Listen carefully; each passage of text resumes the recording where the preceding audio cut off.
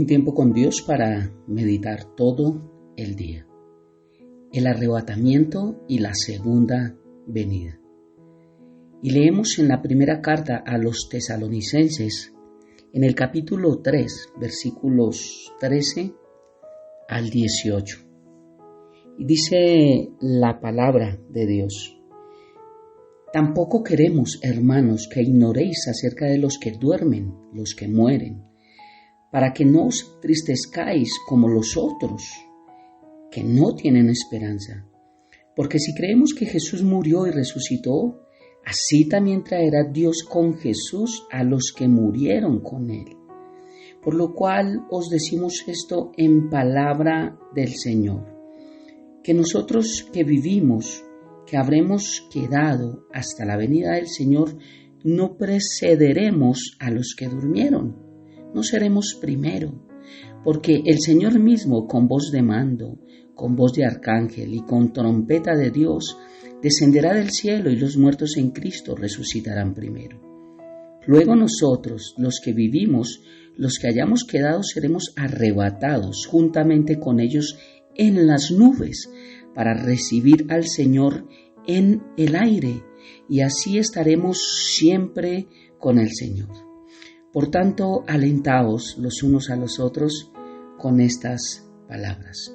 El arrebatamiento y la segunda venida, dos acontecimientos totalmente diferentes, pero que a veces algunos interpretan que es el mismo o que sucederá en el mismo momento.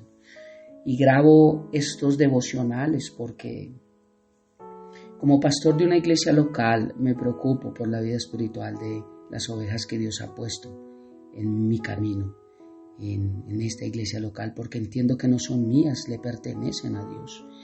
Y algo de lo que el Señor me dio a mí fue que me mantuviera preparado, y lo que tiene que hacer un pastor es alimentar con su palabra, con la palabra de Dios, no con la del pastor, para que su fe cada día sea más fuerte y podamos llegar a la estatura de ese varón perfecto y podamos vivir anclados a esa bendita esperanza que también estaré hablando.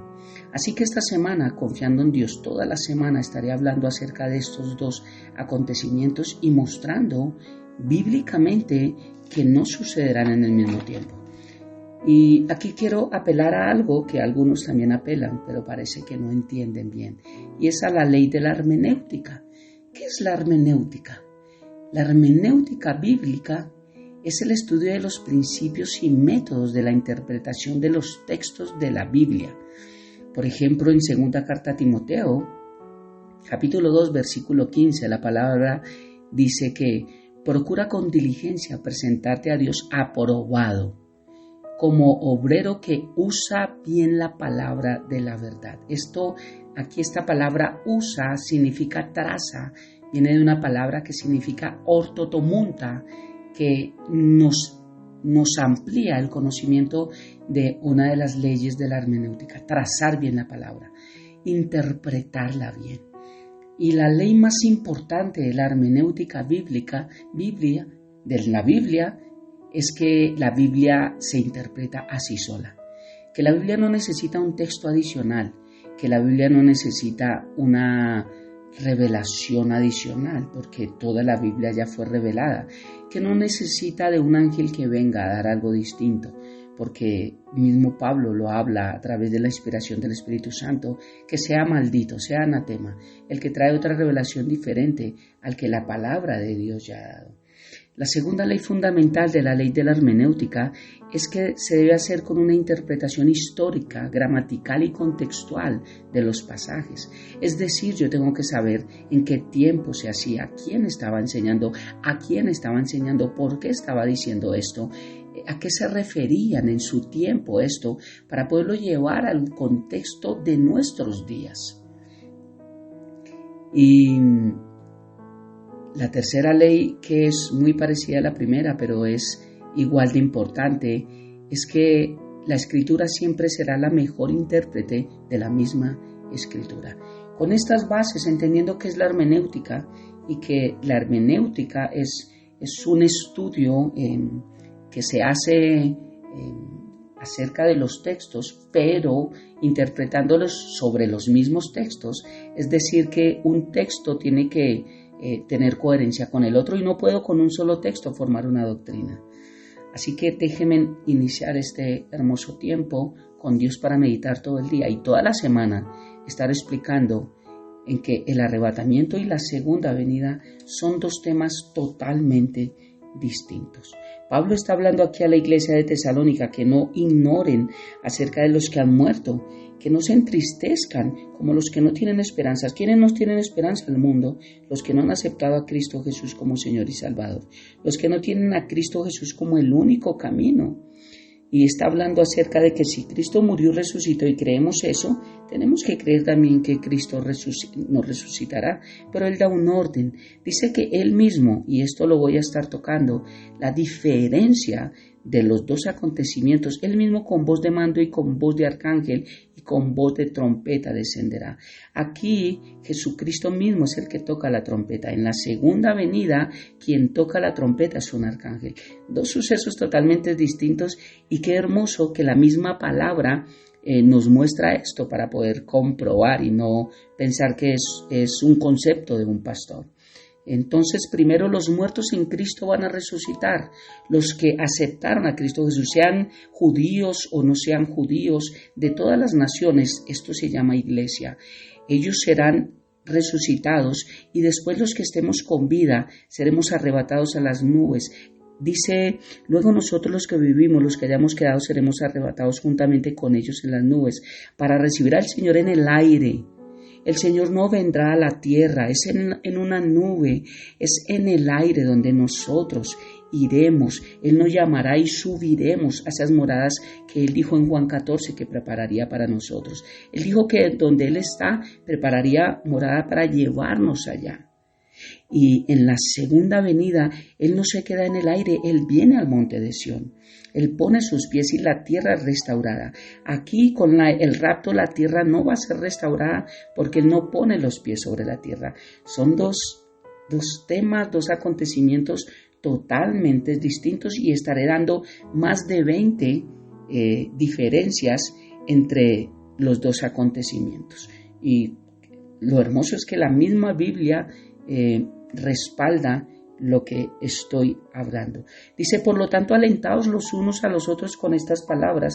Si la iglesia va a pasar por la gran tribulación, ¿qué de bueno tiene o qué aliento tiene para nosotros esto de que Jesús va a pasar para nosotros? Necesitamos entender que si el rapto y la segunda venida son al mismo tiempo, entonces hay unas preguntas que tendríamos que hacernos. Quiere decir que todos los impíos serían juzgados porque Jesús viene por segunda vez, pero también todos los justos seríamos transformados en un cuerpo glorificado, si los dos acontecimientos son al mismo tiempo. Y si esto es así, que el pecado ya es castigado y todos los justos somos transformados en cuerpo glorificado, lo cual no nos enseña la Biblia, entonces, ¿por qué habrá muerte en el milenio? Si la Biblia nos enseña en Isaías y en Apocalipsis que los que quedan hasta que venga el Señor por segunda vez y que le aceptaron y que no murieron, pasarán al milenio con cuerpos mortales y estos serán los que morirán. Entonces, ¿por qué aún después del milenio Dios Jesús tendrá que castigar el pecado y será la última batalla llamada también de Armagedón, donde dice que ya los últimos enemigos se vencerán y esta es la muerte? Pero si ya fue juzgado todo el pecado y todos somos transformados porque los dos eventos son al mismo tiempo, entonces la Biblia se contradice. O sea que subimos y bajamos al mismo tiempo. No tiene lógica porque Romanos 5.1 dice, justificados pues por nuestra fe tenemos paz para con Dios Padre a través de Cristo Jesús. Nosotros somos salvos ¿de qué? De la ira de Dios Padre por el pecado, del día de la ira de la segunda venida, de todo lo que va a venir horrible. Apocalipsis capítulo 3 versículo 10 también nos enseña este principio. Y dice, pero por cuanto has guardado la palabra de mi paciencia, yo también te guardaré de la hora de la prueba, que ha de venir sobre el mundo entero para probar a los que moran sobre la tierra. Dice la hora de la prueba. Esta palabra significa tereo ek, que significa ser arrebatado de. Y aquí dice que yo te guardaré de la hora de la prueba. No dice en la hora de la prueba, sino de la hora de la prueba, que ha de venir sobre el mundo entero. Sobre el mundo entero vendrá este tiempo de prueba, de la tribulación y de la gran tribulación. Y algunos creen que como nuestra fe es probada, entonces Dios va a usar la gran tribulación para purificar la iglesia. He escuchado a algunos predicadores. Mi pregunta es la siguiente: ¿acaso la sangre de Jesús no nos enseña en muchos textos bíblicos que fue la que purificó la iglesia?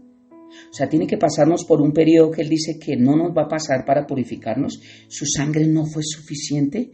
Su palabra nos lava y su sangre nos purifica. Dice que Él nos salvó de la ira venidera. Si estos dos acontecimientos son al mismo tiempo, subimos y bajamos al mismo día y no somos salvos de la ira y estos versículos no existen, entonces ¿cuándo sucederá el tribunal de Cristo? Que va a ser los premios, donde Dios va a darnos coronas y nosotros las vamos a arrojar a sus pies. ¿Y dónde sucederá las bodas de Cristo? Las bodas del Cordero. Si se supone que la segunda venida y el rapto son al mismo tiempo, quiere decir que pasamos al milenio y después del milenio a la vida eterna en la Nueva Jerusalén. ¿A qué horas va a suceder las bodas del Cordero y a qué horas serán este tribunal de Cristo, y en qué momento Jesús nos llevará al cielo si Él viene y nos vamos para el milenio? Te das cuenta que nada de esto apunta a lo que dice la Biblia. Cuando vemos todo el Antiguo Testamento, vemos que Israel tiene 69 semanas profetizadas en Daniel capítulo 9, que fueron desde la construcción del templo hasta la crucifixión de Jesús. Aquí nos habla de 69 semanas, falta una semana que es para el pueblo de Israel. Y en esas 69 semanas la iglesia no existía porque no había tenido esta revelación. No había esta revelación, fue dada a Pablo para que Pablo quedara escrita y fuera dada a nosotros. Igual, la semana 70 es para el pueblo de Israel y también para todo el mundo que no aceptaba a Cristo Jesús, pero la iglesia tampoco estará.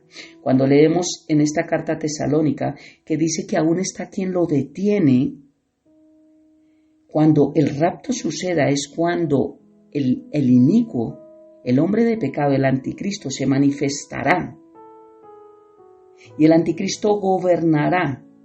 ¿Pero por qué va a poder gobernar? Porque la iglesia ya no va a estar. Y él mismo dijo que las puertas del Hades no prevalecerían sobre la iglesia. Muchas más cosas que estaremos hablando y estaré hablando con textos bíblicos. Y todo lo que he hablado son versículos, son textos bíblicos, que puedes buscar cualquier palabra en Google y te manda el versículo. Yo no hablo lo que creo, hablo lo que la palabra de Dios dice. No hablo un sueño, no hablo una visión, no hablo un mensaje nuevo, hablo los textos bíblicos y vamos a ver que son dos textos diferentes.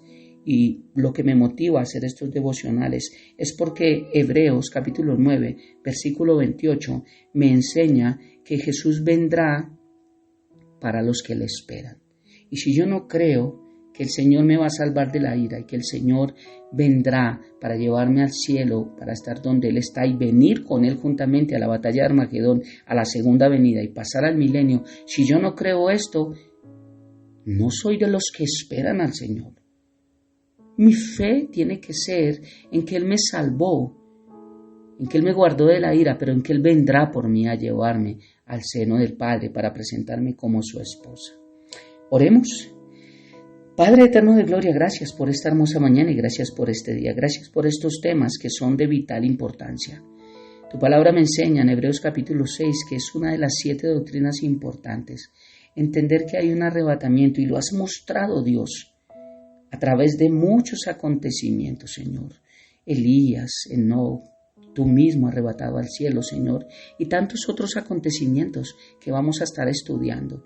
Por eso, gracias, Padre hermoso, por estos hermosos devocionales y por ayudarnos a entender qué dice tu palabra, no qué dice el hombre, sino qué dice tu palabra, porque al fin y al cabo es ella la que nos purifica, la que nos limpia y la que nos salva de la ira venidera. Te amamos y te bendecimos y dejamos este hermoso tiempo en tus manos, habiendo orado a ti. En el nombre de Jesús y bajo el poder de tu Santo Espíritu. Amén y amén. Bendiciones del cielo para todos.